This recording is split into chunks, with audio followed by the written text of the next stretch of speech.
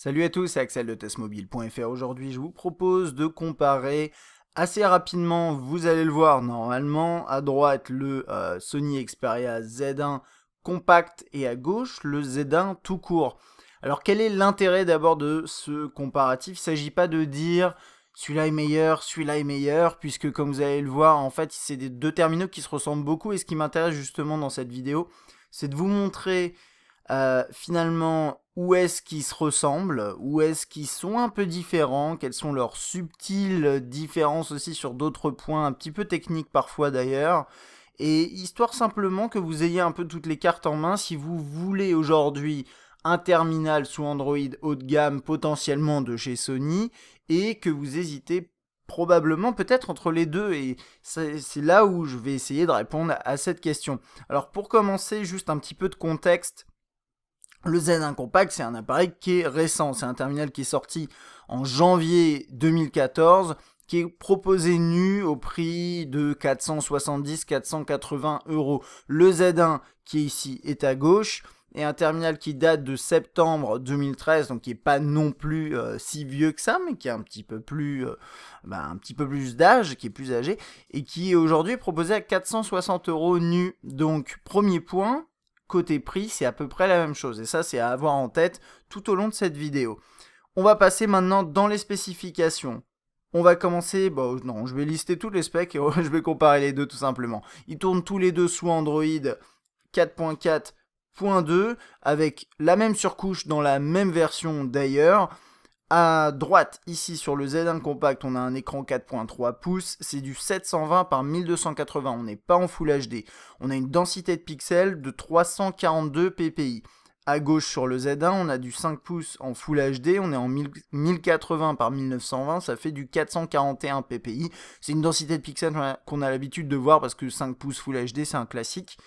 Donc, on a quand même une densité de pixels plus élevée. Ici, c'est la première grosse différence finalement, c'est d'un, la diagonale de l'écran, et de deux, la densité de pixels qui est supérieure ici. Maintenant, à l'œil nu, on va passer dans l'écran, vous inquiétez pas juste après, à l'œil nu, ça se voit pas vraiment. Autre différence là-dessus, la technologie employée n'est pas la même. Sur le Z1, ici, on a du IPS LCD, après on a Triluminos et X-Reality. Sur le Z1 Compact, on est en TFT et Triluminos X-Reality également. Donc on a les mêmes, on va dire, sous-technologies, c'est essentiellement du logiciel d'ailleurs, qui permettent d'amplifier certaines choses, et ça j'en ai déjà pas mal parlé, je vais en reparler quand on passera dans l'écran, mais au niveau de la technologie de base, de la dalle, de l'affichage, c'est pas la même chose, et du coup on a quelques petites différences au niveau des couleurs, vous allez le voir. En termes de mémoire, on est à 16 Go dans les deux cas, avec possibilité de mettre une micro SD jusqu'à 64 Go, 2 Go de RAM dans les deux cas également. Ils sont tous les deux 4G catégorie 4. C'est important de le noter, donc on est en théorie à 150 mégabits seconde en download, bien sûr c'est pas autant, mais on a une puce 4G de dernière génération, pas tout à fait la dernière bien entendu, mais on a une bonne puce 4G intéressante. À l'arrière, on est en 20,7 mégapixels, on a le même capteur, on a une caméra frontale à l'avant de 2 mégapixels, et vous avez vu aussi qu'on a le flash LED juste ici. On est dans les deux cas sur un chipset de Qualcomm Snapdragon 800, c'est du quad-core 2,2 GHz, dans les deux cas c'est le même.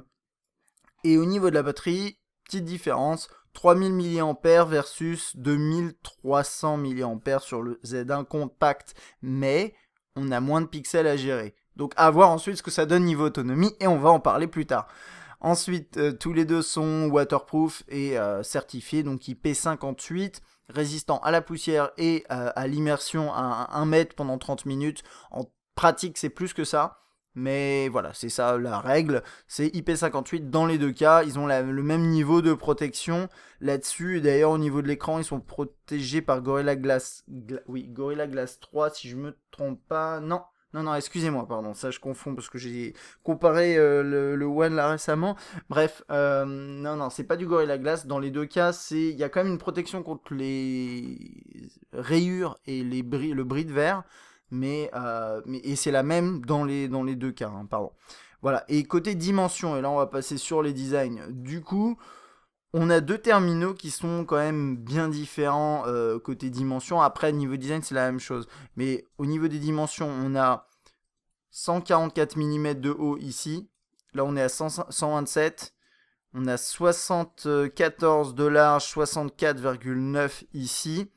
Donc bon, on voit bien ça, c'est clair que ces deux terminaux qui n'ont pas la même diagonale, c'est assez logique qu'ils ne fassent pas les mêmes dimensions. Après, en termes d'épaisseur, le Z1 Compact est quand même plus épais. Il est à 9,5 mm, celui-là est à 8,5. Vous verrez que dans les faits, ça se voit pas tant que ça. On va le mettre sur un coin similaire, voilà. Bon, celui-ci, le Z1 Compact est plus épais. Autre chose, le Z1 Compact est plus léger, hein, ce qui est là par contre pas du tout une surprise. Le Z1 Compact pèse 137 grammes contre 170 sur le Z1.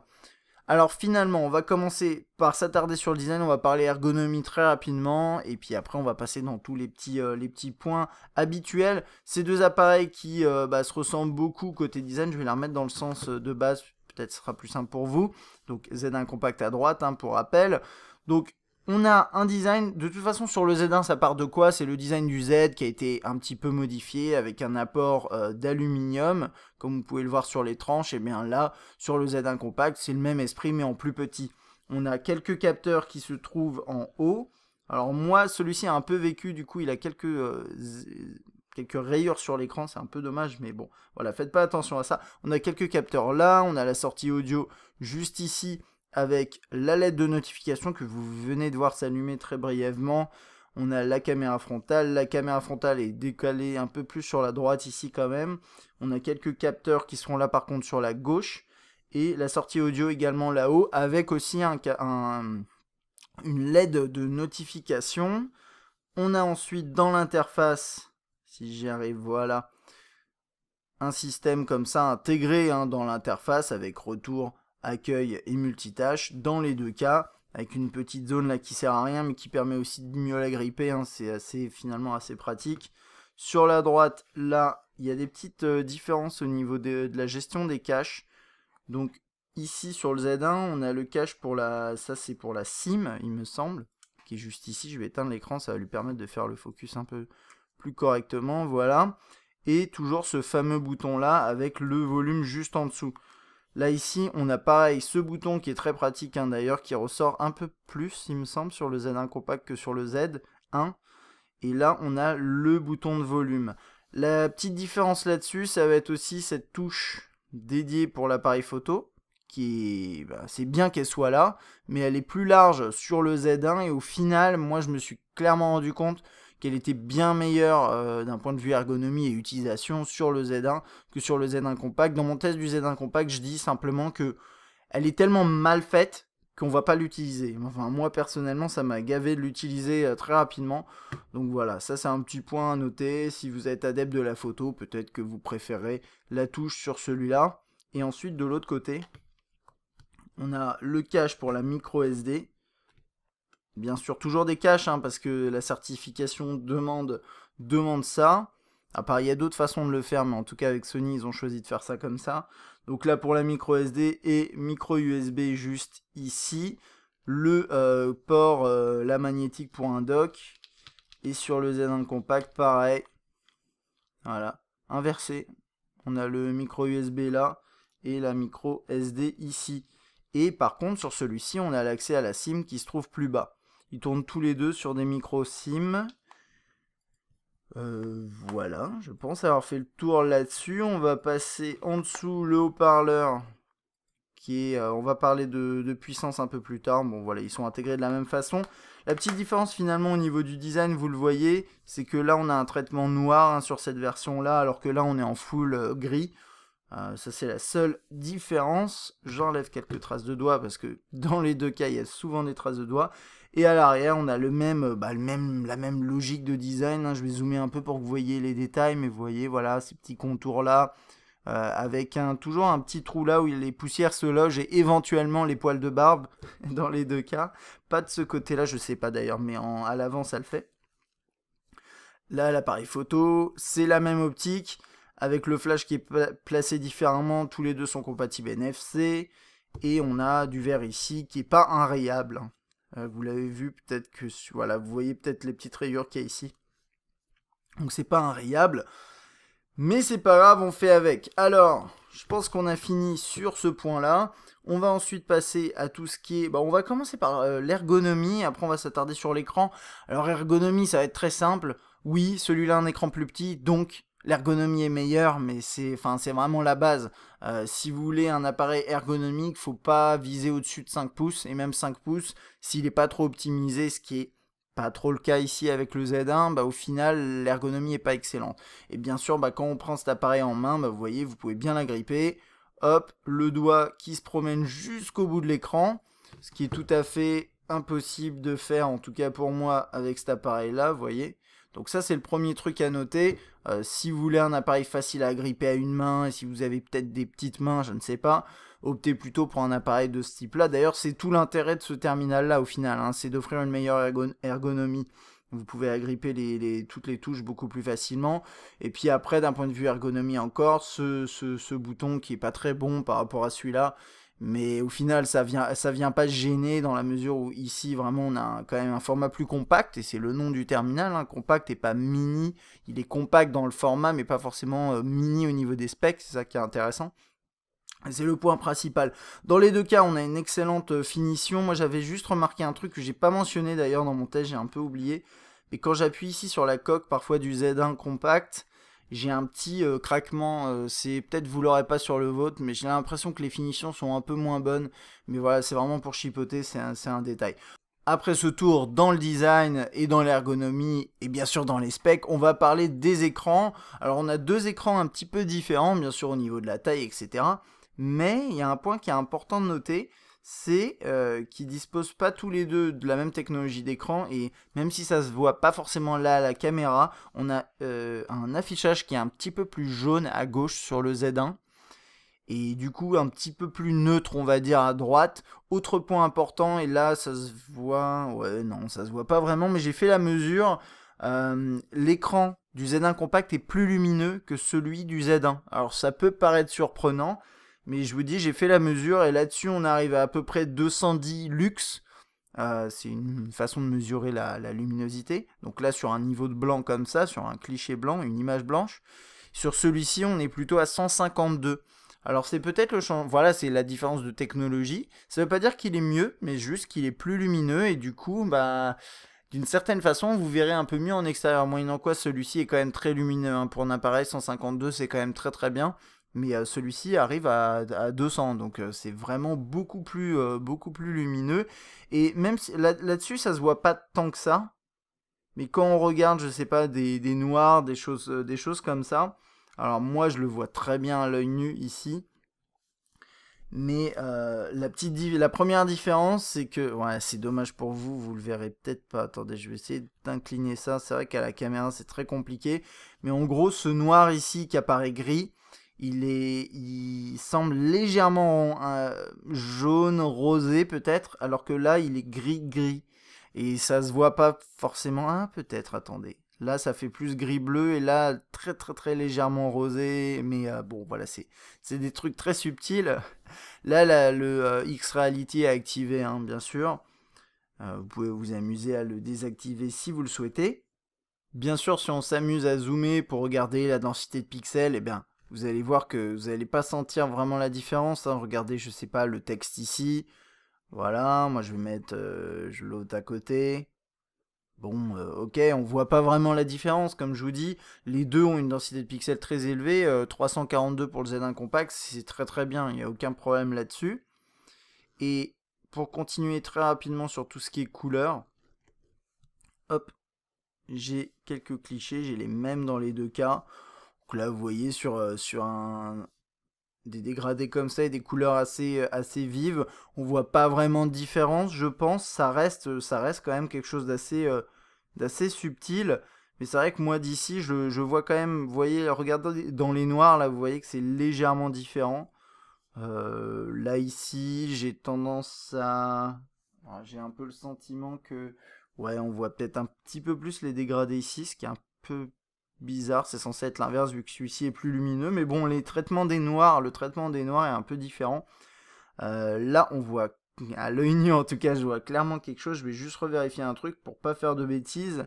Mais normalement, ça me permet de vous montrer aussi comment ça se passe. Mais X-Reality est bien activé. Et donc sur ce cliché-là, ce qui est flagrant, c'est que les... Et ça, je l'avais vu. Et ça me gêne même sur le Z1 Compact. Alors, je vais zoomer un petit peu. Voilà, sur le chien ici. Et on le voit, on voit beaucoup moins de détails à droite qu'à gauche. Les contrastes sont beaucoup trop forts, j'ai l'impression, sur celui-ci. Et finalement, le mode X-Reality qui est activé hein, ici, comme sur l'autre, eh bien, j'ai l'impression que c'est pas forcément l'effet X-Reality, mais même si je l'enlève, vous voyez, on voit un tout petit peu plus de détails hein, là-dedans, au niveau du ventre. Je vais le réactiver parce que c'est voilà, c'est comme ça, on l'active parce que c'est par défaut, c'est la fonctionnalité de base. Mais je trouve qu'on voit quand même beaucoup plus de détails ici. Et ce cliché-là est pas forcément plus réaliste. Hein. Là, moi je vous avais dit d'ailleurs dans mon test du... si vous l'avez regardé, dans mon test du Z1 Compact, qu'est-ce que j'ai dit? J'ai dit des vidéos que j'ai l'habitude de regarder avec le même jeu vidéo à chaque fois. Eh bien, quand je regardais des vidéos là-dessus, j'avais vraiment l'impression que les contrastes et enfin, les contrastes étaient trop forts. C'est surtout ça en fait. C'est les contrastes qui sont trop forts, les noirs sont trop marqués, et au final, on se retrouve avec des clichés qui sont un petit peu, avec des couleurs qui sont pas très très naturelles finalement, un rendu qui est trop marqué. Alors que là, bah, on voit bien tous les détails. Et je sais pas, bah c'est pas forcément c'est pas le X-Reality qui fait ça. C'est la technologie IPS LCD versus TFT qui fait cet effet-là. Là, on le voit aussi un petit peu, c'est un peu plus foncé. Mais c'est pas que c'est plus foncé, c'est que c'est plus marqué en termes de contraste. Regardez, par exemple, le blanc est plus blanc ici, mais les noirs sont plus noirs. Mais est-ce que c'est forcément bien? Bah, d'après moi, non, en fait, parce que c'est trop marqué. Voilà, ça c'est un petit truc comme ça, on le revoit ici, enfin bref, j'ai pas besoin de vous faire insister trop là-dessus, je pense que c'est assez clair.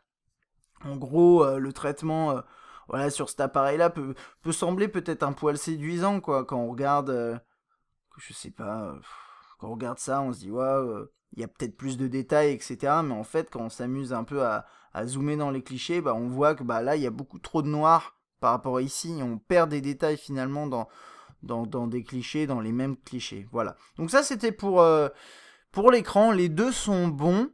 On a juste une techno différente, une densité de pixels différente, des petits ajustements au niveau des couleurs qui sont... Voilà, ici, ça tire un peu tout petit peu vers le jaune, là, moins. Mais par contre, ici, les contrastes sont très très marqués.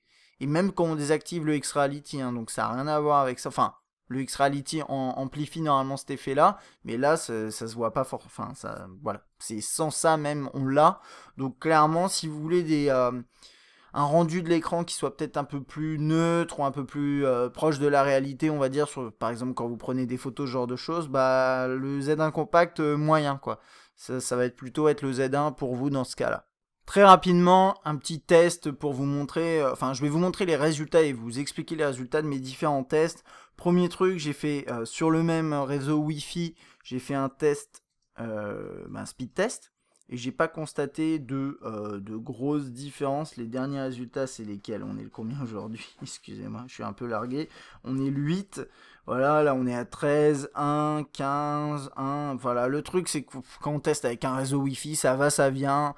C'est pas très très fiable. Dans tous les cas, j'ai pas constaté de gros fossés entre les deux. Donc ça, c'est sur ce point-là.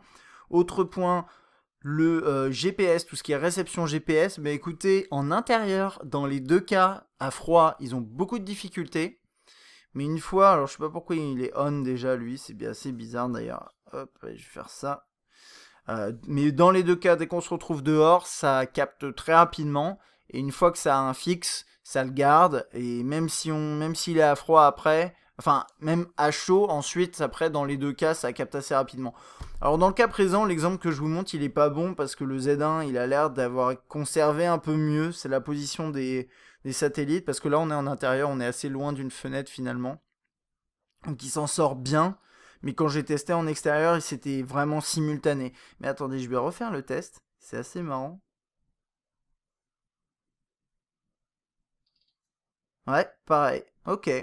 Bah, c'est pas les résultats que j'ai eu tout à l'heure, mais là on est en intérieur et peut-être qu'effectivement, après un certain moment, bah, le Z1 a l'air de mieux capter. Mais est-ce que si je les change de position, ça change quelque chose? Enfin bref, vous voyez, c'est tout. Pff, voilà. Je sais pas si c'est la position qui a changé ça. En fait, la fenêtre, elle est par là. Mais je sais pas si ça change quoi que ce soit. Dans tous les cas, moi, ce que j'ai constaté en extérieur, c'est qu'ils arrivaient à recevoir vraiment les satellites en même temps. Et là, il a juste fallu que je le rechange de position pour que ça recapte rapidement. Je vais voir ce qui se passe là. Lui en premier quand même. Hein. Donc il y a peut-être un léger avantage pour le Z1. Mais honnêtement, en extérieur, c'est vraiment la même chose. Sur les deux terminaux, on va couper ça. Et je vais juste terminer sur la perte Wi-Fi. Alors là, ils sont connectés sur le même réseau Wi-Fi. Et il y en a plusieurs autour de nous. J'ai pas été choqué par une grosse différence au niveau de la réception. Peut-être, alors vous voyez, plus ça monte, en fait, plus le signal est puissant. Et on voit juste peut-être que le Z1 a tendance à être un tout petit peu au-dessus. Là, vous voyez, pour le même réseau. C'est pas les mêmes couleurs, faites pas attention aux couleurs.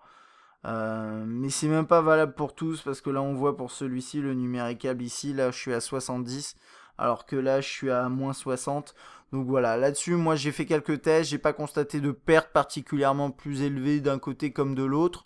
Donc clairement en réception, que ce soit Wi-Fi, GPS ou même d'ailleurs avec le réseau, ils s'en sortent bien dans les deux cas. Et ce qui est assez logique finalement parce que malgré l'utilisation d'aluminium, c'est juste sur le côté. Et les deux possèdent un châssis quasiment identique. Donc à part s'ils avaient fait des gros changements d'antenne, c'est assez logique de voir ce genre de résultat au niveau de la réception. On va maintenant parler qualité du son, qualité haut-parleur essentiellement, hein, parce que après au niveau de l'audio par le jack, finalement ça va dépendre du terminal que vous avez, enfin du terminal, pardon, de l'appareil et de l'accessoire que vous utilisez, mais au-delà de ça, ça dépend aussi de si vous avez activé audio clair. Et typiquement, moi, j'ai pas constaté de grosses différences là-dessus. La qualité dans un casque, par exemple, le même casque est à peu près la même. Juste un petit truc là. Regardez bien l'écran, bah, vous voyez la différence entre entre celui du Z1 compact et le Z1 est flagrante. Et même si on a l'impression que lui c'est mieux parce que c'est plus foncé, c'est plus sombre, bah non, puisque l'interface est censée ressembler à ça. L'interface est un gris dégradé et là on le voit quasiment pas. Donc ouais, il y a vraiment un contraste bien trop élevé sur le Z1 Compact, c'est un peu dommage même. Ok, on va passer là-dessus, on va parler surtout haut-parleurs. Tous les deux sont situés en bas, tous les deux sont au volume max, sur le même morceau. On va commencer par le Z1. C'est un peu compliqué à chaque fois hein, de juger avec le micro, donc je vais le mettre à côté du micro, mais je vais vous dire ce que j'en pense. C'est parti.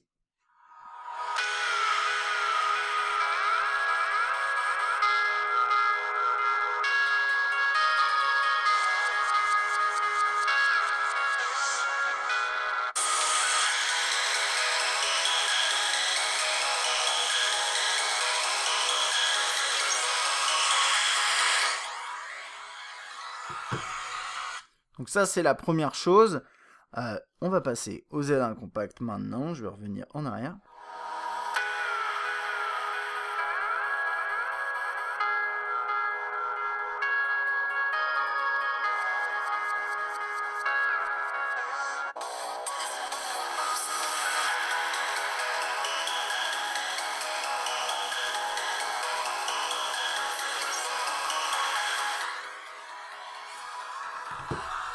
Ok, et côté volume, juste pour voir d'ici.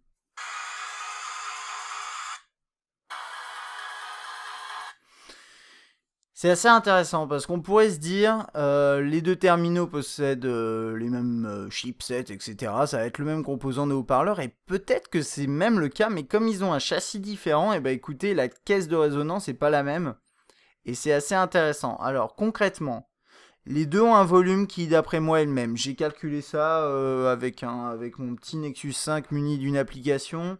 Et on est arrivé à 90 dB en moyenne. Mais ça, peu importe, ça va dépendre du morceau, ça va dépendre de la distance, ça va dépendre de plein de choses. C'est pas scientifique. Tout ça pour dire que pour le même morceau, j'ai calculé que la ligne était vraiment droite dans les deux cas. Et donc, côté puissance, j'estime que c'est la même chose. Par contre, côté rendu, Eh bien écoutez, je trouve que celui du Z1 Compact est meilleur. Pourquoi?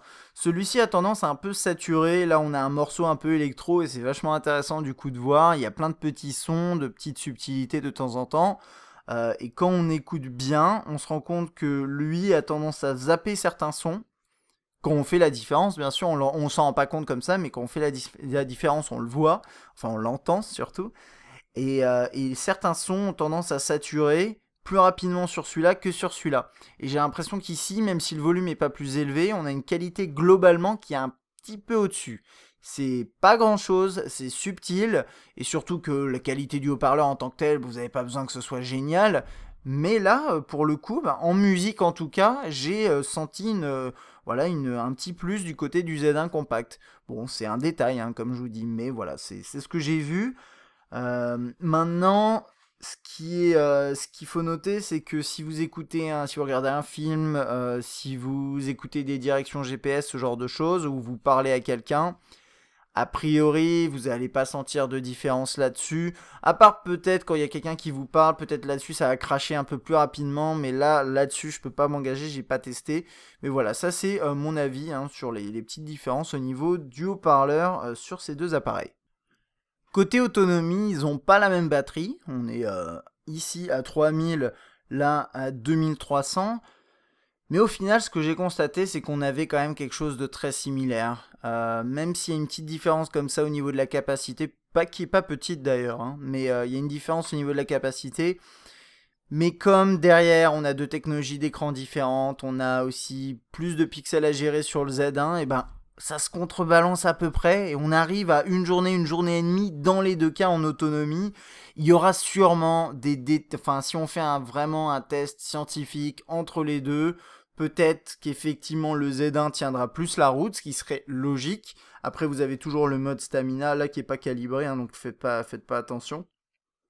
Mais sinon au-delà de ça, moi j'ai pas constaté en soi de grosses différences d'autonomie entre les deux. Maintenant, et on le voit bien encore à nouveau ici, celui-ci est quand même beaucoup plus lumineux, hein, ça se voit sur cette interface. Ça peut jouer. Effectivement, si vous utilisez beaucoup d'écran sur celui-là, vous aurez peut-être tendance à perdre en autonomie, mais est-ce que vous perdrez plus que sur celui-là? Bah écoutez, pas forcément, puisqu'il y a plus de surface à éclairer. Enfin bref, vous voyez le topo. Moi, voilà, j'estime que c'est à peu près la même chose. Dans les deux cas, d'ailleurs, les terminaux chauffent et j'ai presque l'impression que lui chauffe plus rapidement dans la mesure où il est plus petit. Dites-moi si je me trompe, mais a priori, si un châssis est grand, ça répartit un peu plus la chaleur. Moi, j'ai constaté que sur celui-ci, parfois, après une longue période d'utilisation, il était vraiment bouillant, alors que celui-ci avait tendance à quand même chauffer, mais moins, j'ai trouvé. Mais ça, c'est plus en rapport avec... C'est un mix entre des performances et de l'autonomie, finalement, puisque c'est la chauffe des composants. Et d'ailleurs, hop là, je bascule direct sur tout ce qui est performance. Alors, je me suis basé juste sur un bench parce que dans l'interface, ça marche très bien dans les deux cas, c'est très réactif. On va lancer 2-3 applications rapidement juste après hein, pour voir. Ce que j'ai vu, c'est que le Z1 Compact avait un score un peu plus élevé. Alors ça peut être dû à plein de choses. Ça peut être dû à des petits ajustements logiciels dans la ROM de celui-ci. Ça peut être dû au fait qu'il a moins de pixels à gérer. Il y a pas mal de choses comme ça. De l'autre côté, moi ce que j'ai constaté aussi après la mise à jour 4.4 sur le Z1, c'est que ses performances dans les benches avaient légèrement diminué et que celui-ci en fait offrait ces chiffres-là avant la mise à jour. Mais en soi, honnêtement, ça change strictement rien. Là on est à 31, là on est à 34. Voilà, ça reste un bench, c'est un chiffre. Au final, dans l'interface, on a une très bonne expérience dans les deux cas. Et du coup, je vais en profiter peut-être pour lancer des applications sur les deux terminaux. J'avais commencé d'ailleurs par lancer, on va faire par exemple Walkman. Bon voilà, là celui-ci elle s'est lancé un peu plus vite. Je sais pas lui, là j'ai pas appuyé en même temps. Hop, c'est pas des applications très lourdes. Hein. Voilà, il y a une petite période de chargement. Là ça s'est affiché exactement en même temps. On va enlever 2-3 trucs. Toc, je sais pas, YouTube. Ouais, j'ai pas appuyé exactement en même temps. Bon, voilà. Vous voyez, il y a pas de différence vraiment. On va lancer l'agenda peut-être. Hop. Et là aussi, pour ce genre de truc, ça va dépendre aussi des données qu'il y a sur les deux terminaux, hein. C'est pas toujours représentatif. Allez, une petite dernière pour la route, ça peut être bien. Speed test par exemple. Oh, le N22, c'était un bon truc parce qu'il a l'air d'avoir un petit chargement au démarrage. Alors attendez, il est où lui? Il est là. Lui, il est là. 1, 2, 3. Pareil, là, j'ai l'impression d'avoir appuyé un tout petit peu avant là et au final, ça s'affiche en même temps. Enfin, vous voyez, il n'y a pas. Dans l'interface, il n'y a pas de différence. Ouais, dans les benches, celui-ci est un peu au-dessus, mais ça signifie vraiment pas grand-chose à l'utilisation. Ça, c'est une certitude. Côté photo et vidéo, je vais pas m'attarder très longtemps parce que tout simplement, d'après ce que j'ai pu voir, ils offraient tous les deux non seulement les mêmes fonctionnalités dans l'interface et voilà au niveau du capteur, mais derrière on a également, j'ai un peu ce sentiment, une qualité qui est très très proche. Et j'ai regardé en vidéo, j'ai regardé en photo, j'ai regardé tous mes échantillons, j'ai fait des comparatifs et j'ai trouvé qu'ils étaient tous les deux bons. Et c'est ça qui est intéressant, ils sont plutôt bons en photo de jour, mais dans les deux cas. Après là on voit par exemple que sur un fond noir ils interprètent différemment le truc, mais ça c'est peut-être juste des petits réglages. On est en quel mode là? Si je passe en mode auto supérieur, est-ce que ça change quoi que ce soit? Non, il a peut-être tendance à éclairer un peu plus là comme ça, mais il est posé à plat, c'est pas représentatif de quoi que ce soit. Mais voilà, moi ce que j'ai regardé dans les clichés de sortie, c'est que c'était à peu près la même chose. Donc dans tous les cas, si vous voulez un appareil photo décent aujourd'hui sur un smartphone Android de haut de gamme, eh bien si vous aimez Sony, il y a le Z2 qui arrive et qu'on n'a pas encore testé et qui apparemment promet d'être une belle tuerie en photo et j'ai vraiment hâte de voir ça. Mais en tout cas, ces deux-là s'en sortent très très bien également. En vidéo, en photo. De nuit, c'est pas excellent, mais de jour, dans les deux cas, c'est plutôt bon. Donc voilà, ça c'est pour ces deux terminaux.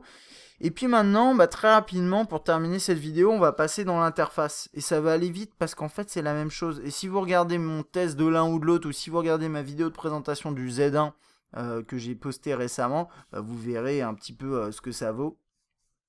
Donc, concrètement, quoi, on a le tiroir des notifications qui est comme ça, avec les accès rapides ici. Toc. On a la possibilité d'avoir le multitâche et les micro-applis. Dans les deux cas, même si l'écran est plus petit.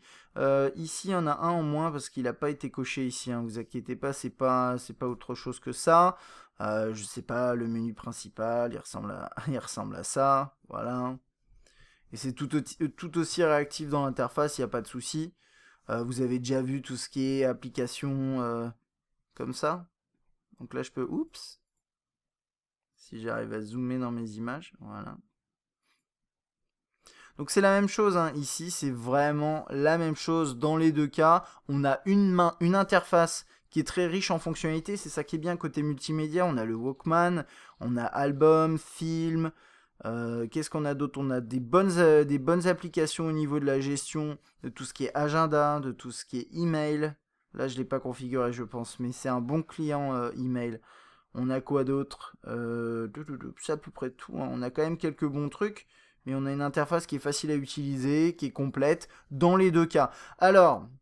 Qu'est-ce qu'il faut dire finalement sur ces deux terminaux? Comme je vous ai dit au début, il ne s'agit pas de dire lui est meilleur, lui est moins bien, etc.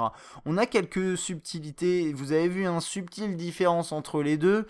Celui-ci qui a un écran qui est plus lumineux, mais qui est aussi avec des contrastes peut-être un poil trop prononcés. Donc ça, c'est un petit détail. Si ça vous déplaît le rendu de celui-là, peut-être que vous préférez celui-là. Côté ergonomie, pour moi, c'est le point central entre les deux. Finalement, au-delà de tout ce que j'ai pu raconter dans cette vidéo, si pour vous, vous avez besoin d'un grand écran, prenez celui-là. Si vous avez besoin d'un appareil, pas forcément avec un grand écran et surtout une bonne ergonomie, celui-ci sera mieux. Dans les deux cas, on a un bon appareil photo, on a un haut-parleur qui est décent, avec celui-ci qui arrive un tout petit peu au-dessus.